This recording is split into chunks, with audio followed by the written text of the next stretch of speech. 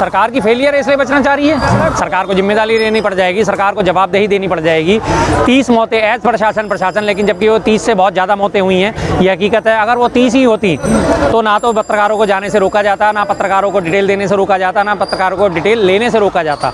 दोनों चीज़ें हुई हैं, ना पोस्टमार्टम रिपोर्ट सार्वजनिक करी गई है, ना लोगों के परिजनों को बोला गया है कि आप इस बारे में कोई रिपोर्ट नहीं लिखवाओगे, आपको 15,000 रुपये मुआवजा दिया जा रहा है, ये लो पकड़ो 15,000 साइन करो और अपनी जो है डेड बॉडी ले जाओ, वरना आपको डेड बॉडी भी नहीं दी जाएगी। छोटे जो गरीब आदमी हैं, जो छोटे तबके के लोग गरीब हैं, उनके साथ ये खेल खेला जा रहा है कि उनसे साइन कराए जा रहे हैं कि अगर आप साइन नहीं करोगे तो हम आपको बॉडी भी नहीं देंगे। लेकिन अल्टीमेटली क्या होता है लोगों का कि भैया उन्हें कम से कम अपने परिजन की लाश तो मिल जाए तो वो उसी का संस्कार कर देंगे, तो इसलिए लोग साइन कर करके अपने परिजनों के जो है शव जो है वो लेके भी जा रहे हैं। जी जाहिर सी बात है ये सब चीज़ों की लीपापोती करी जाएगी। जिसने भी फ्रंट फुट पे आके इन सब चीज़ों को उजागर कराया, जिसने भी आके ये सब बातें बताई हैं, उन सबके मुंह बंद कराए जाते हैं, उन सबके मुंह चुप कराए जाते हैं। अभी 2-4 दिन पहले आपने सोशल मीडिया पे वीडियो देखी होंगी, TV9 का पत्रकार जो है वो जा रहा है वहाँ पे हॉस्पिटल के अंदर कवरेज करने के लिए, तो उसको रोक दिया गया। वहीं होमगार्ड वाले और जो पुलिस वाले उसको भिड़ गए उससे वहाँ पे कि नहीं आप नहीं जाओगे।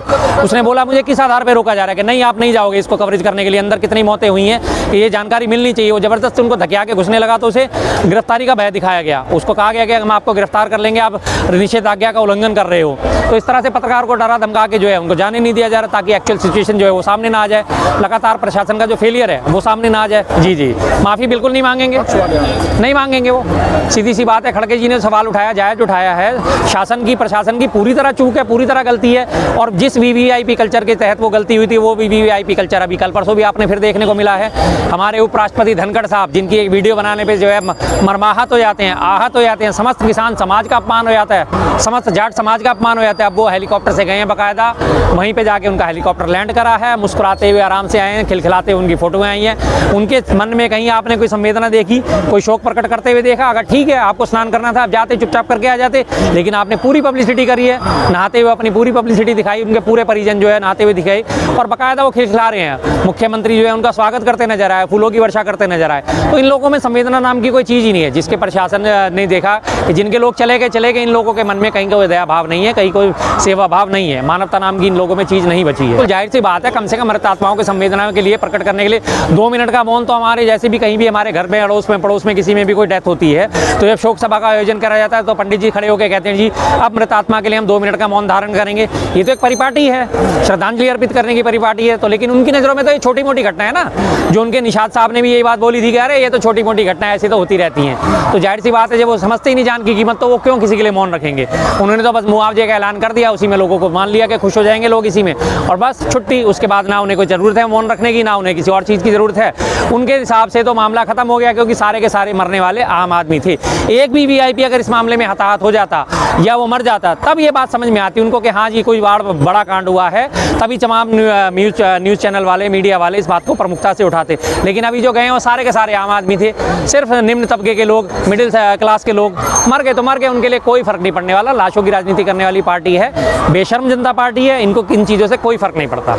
बिल्कुल उसके बारे में कोई नहीं जानकारी है। कपड़ों में जैसे कपड़े लोगों के छुटे हैं तो उन कपड़ों में आई कार्ड वगैरह भी होती है जिससे लोगों की पहचान हो जाती है। 2 ट्रक भर के तो वहाँ से जूता चप्पल जो है वो निकले हैं उस भगदड़ में, 2 ट्रक। और उसके बाद आपने देखा कि ट्रकों के हिसाब से कपड़े और ये सब चीज़ें मिली हैं वहाँ पे, तो कितने लोग हताहत हुए होंगे। इसी बात से आप अंदाजा लगा लीजिए कि मात्र क्या 30 ही लोग थे वो जो मरे और जिनके जूते चप्पल वहाँ पे छूटे। जब 2 ट्रक जूते चप्पल का मतलब हज़ारों लोगों की तादाद, और उसको छुपा के सिर्फ इन्होंने 30 लोगों पर समेट दिया। और 30 लोगों की भी जानकारी अभी तक सार्वजनिक नहीं करी है, उनके नाम डिस्प्ले नहीं करे, उनके एड्रेस डिस्प्ले नहीं करे, उनके परिजनों के फ़ोन नंबर नहीं डिस्प्ले करे।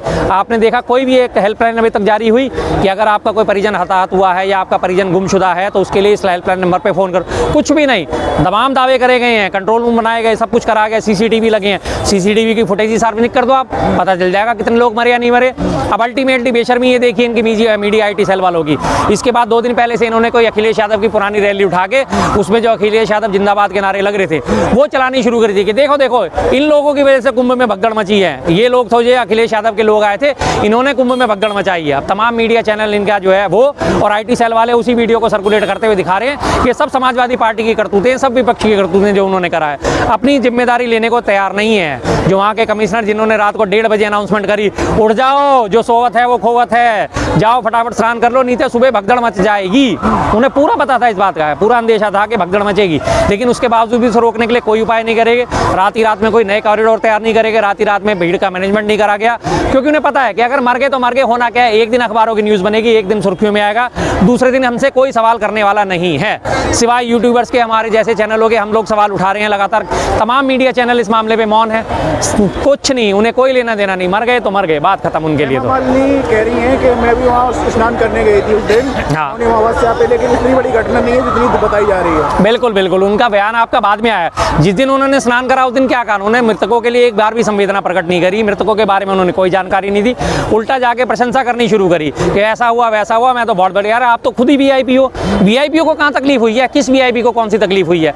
अडानी के लिए पूरा का पूरा घाट रिजर्व कर दिया गया था, वहाँ पे वो अपने पुरोहित के साथ बैठ के अपना स्नान कर रहा था, वहाँ पे सारी उसकी पूजा पाठ चल रही थी। अमित शाह के लिए 1.5 किलोमीटर का एरिया खाली करा दिया गया था, 1.5 किलोमीटर में परिंदा भी पर नहीं मार सकता था सिवाय अमित शाह और उनकी फैमिली के। तो उन लोगों को कहाँ समस्या महसूस होगी? आपके लिए तो पूरा पूरा कॉरिडोर खाली करा दिया गया। हेमा मालिनी गई हैं, उन्हें वीआईपी ट्रीटमेंट हासिल हुआ, उपराष्ट्रपति गए, उन्हें वीआईपी ट्रीटमेंट हासिल हुआ, कल हमारे मोदी जी भी जाएंगे, उनके लिए सारा इलाका ही खाली कर दिया जाएगा। और सारा इलाका खाली करने के बाद जब वो जाके स्नान करेंगे, डुबकी लगाएंगे, और वो आके कहेंगे अरे वाह, कुंभ की व्यवस्था तो बहुत शानदार थी। शानदार तो होंगी जब आपके साथ कोई दूसरा व्यक्ति नहीं खड़ा होगा, कोई व्यक्ति नहीं खड़ा होगा, दूर दूर तक आपके कोई परिंदा पर नहीं मारेगा, आपकी एसपीजी के अलावा कोई तीसरा व्यक्ति वहाँ पे मौजूद नहीं होगा, तो आपको तो शानदार लगेंगी ना। आम आदमी की हलचल देखो, वहाँ पे आम आदमियों के साथ जाके करो, है आप में हिम्मत? नहीं है, सुरक्षा का हवाला दे के अकेले ही जाएंगे। जी जी जी, शंकराचार्य जी जब कोई जेन्युइन बात करते हैं इस मामले में, शंकराचार्य जी का बहुत सम्मान करता हूँ, हकीकत बात करते हैं। जिस इतने बड़े वो पद पे सुशोभित हैं, उस बड़े पद पे रहते हुए अगर वो आम जनता की आवाज़ उठाते हैं, धर्म यही तो सिखाता है, जो दबा है, जो कुचला है, जो पीड़ित है, उसकी आवाज़ उठाओ।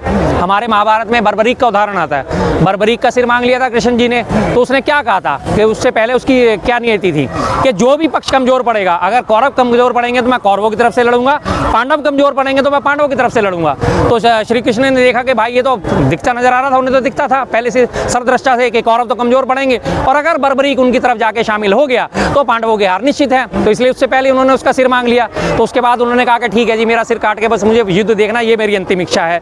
तो जाहिर सी बात है, जो कमजोर है कमजोर के साथ खड़ा होना पड़ जाएगा, तो कमजोर के साथ वो खड़े नहीं हो सकते, तो जाहिर सी बात है वीआईपी को दिखाया जाएगा। अब कमजोरों के साथ जो खड़े हो रहे हैं उनकी बातों को टाला जा रहा है। अब शंकराचार्य साहब कमजोरों की आवाज उठा रहे हैं, तो आज उन्हें दोगला ठहराया जा रहा है, आज उन्हें जो है धर्म विरोधी ठहराया जा रहा है। बात तो वो हकीकत कर रहे हैं, बात तो दबे कुछ लोग ही उठा रहे हैं ना, जो आम जनता की बात उठा रहे हैं। उन्होंने जेन्युइन बात बोली है बिल्कुल कि भाई आम आदमियों के लिए अलग व्यवस्था क्यों और वीआईपी के लिए अलग व्यवस्था क्यों? जाहिर सी बात है, आम जनता नहीं तो जान गंवाई है, कौन से वीआईपी ने जान गंवाई है? गंवाएगा भी नहीं, क्योंकि उसके लिए तो स्पेशल व्यवस्थाएं कर दी गई हैं। आंकड़ा सरकार का इसी बात से आप अंदाजा लगा सकते हैं। 2021 के कोविड में, 2020 में पहले लॉकडाउन था, कुछ हजार मौतें हुई थी, कुछ हजार, लाखों का भी आंकड़ा करो, लेकिन दूसरा वाला जो कोविड जब लॉकडाउन हुआ था उसमें करीब 44 लाख मौतें हुई थी, और सरकार की तरफ से कितने बताई गई थी? मात्र 4 लाख मौत। और उस 4 लाख मौतों में भी कि कोविड का मुआवजा ना देना पड़ जाए, इस वजह से उन्होंने ये डिक्लेयर करा कि किसी की हार्ट अटैक से हुई है, किसी की ऑक्सीजन की कमी से हुई है, किसी की रेस्पिरेटरी मेल फंक्शन से हुई है, किसी की किडनी फेलियर होने की वजह से। लेकिन उसमें प्रॉपर कॉलम में ये नहीं लिखा गया कि कोरोना के कारण मौत हुई है, क्योंकि उस पर मुआवजा देना पड़ता है इनको। तो अल्टीमेटली कहाँ 44 लाख और कहाँ 4 लाख, सीधा सीधा 10 गुना कम कर दिया।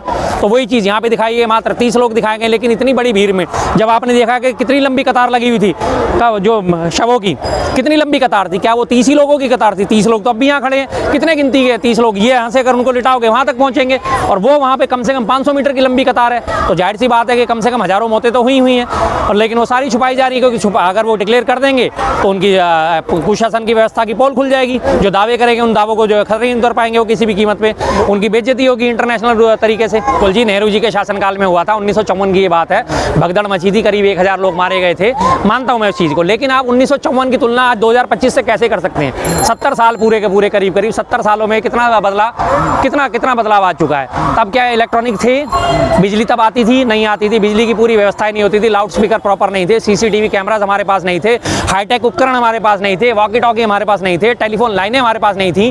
क्या होता था उस टाइम? आज जब आप दावे कर रहे हो, लगातार तमाम आधुनिक दूरसंचार उपकरणों का इस्तेमाल कर रहे हो, तमाम आपके पूरे एरिया में आपने लाइटिंग का प्रबंध करा हुआ, ड्रोन आपके पास है निगरानी के लिए, बिजली आपके पास है, टेलीफोन लाइनें आपके पास हैं, वॉकी टॉकी आपके पास है, तब में और अब में फ़र्क कितना है?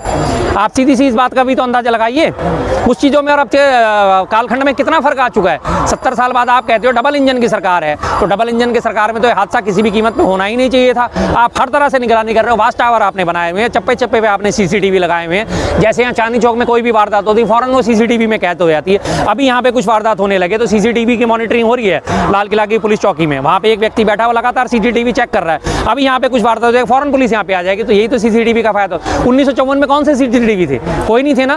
तो तभी अगर वारदात हुई तब की तुलना आपसे करी जाएगी तो भाई भी तो पूरी तरह गलत है। क्यों कर रहे हैं वो तुलना से? तो उनका रोना ही एक है, हमेशा नेहरू जी के जूते में पांव डालने की कोशिश करते हैं, लेकिन कहाँ नेहरू जी का इतना बड़ा विशाल कद और कहाँ मोदी जी की इतनी सी हैसियत। सीधी सी बात है, कहाँ राजा भोज नेहरू जी और कहाँ गंगू तेली हमारे। और वो तो खुद के कहते हैं, ठोक के कहते हैं मैं तो तेली हूँ, जाहिर सी बात है। तो उनकी बराबरी करना चाहते हैं, वो मान सम्मान पाना चाहते हैं, लेकिन काम तो उनके जैसे करो, काम तो उनके जैसे करो। वो नेहरू जी बनना चाहते हैं पर काम उनके जिन्ना से भी बदतर है। वो इंदिरा गांधी जी की समानता हासिल करना चाहते हैं, लेकिन काम उनके पास कुछ भी नहीं है। वो चीन को ला ला के दिखा नहीं सकते, पाकिस्तान को ला ला के दिखा नहीं सकते जो इंदिरा गांधी जी ने दिखाया। दो युद्ध लड़ाई सब काम करे, वो इनमें हिम्मत तो है नहीं। लेकिन बस एक ढोल पीटना है, डंका चार का डंका बजता रहना चाहिए। झूठा बजे चाहे सच्चा बजे, लेकिन सच्चा तो खैर कहीं है ही नहीं, झूठा डंका बजता है उनका, सीधी सी बात है।